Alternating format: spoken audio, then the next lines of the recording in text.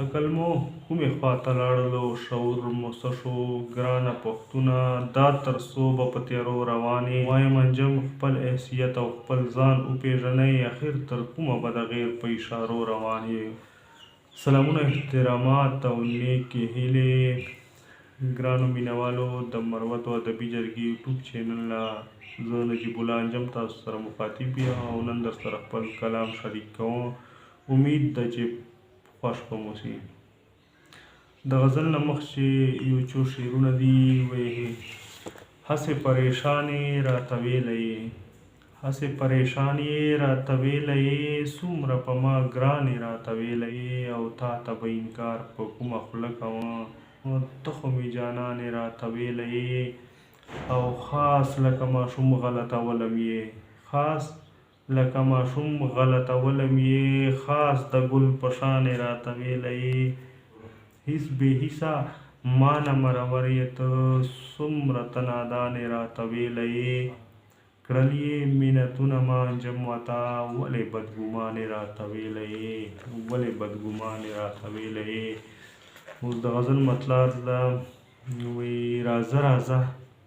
ګرانه غمونو باندې اور پورې شه راځه راځه ګرانه غمونو باندې اور پورې شه د جدایي په دې وختونو باندې اور پورې شه او تا چې له ما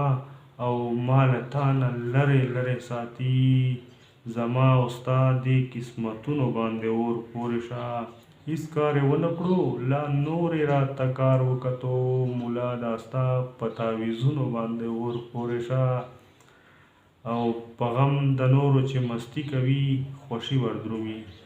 په غم د نورو چې مستی کوي خوښي وردرومي د داسې خلکو خو په زړونو باندې اور پورې شه او لور د هوا ته چې مدام کوي نظر د هوس لور د هوا ته چې مدام کوي نظر د هوس د ادمزاد په دې خویونو باندې اور پورې شه او په خوشحالۍ مو چې کابیز دي د وختونو راسې دلته د مستو نفرتونو باندې اور پورې شه او چې د غریب په وینو ځان ساتي بچي هم ساتي چې د غریب په وینو ځان ساتي بچي هم ساتي د داسې خان په محلونو باندې اور پورې شه او مکتار زده وایي انجمه څوک چې ترې نوا نخلي سبق د مینې انجمه څوک چې ترې نوا نخلي سبق د مینې داسې غزل داسې شعرونو باندې اور پورې شه داسې غزل داسې شعرونو باندې اور پورې شه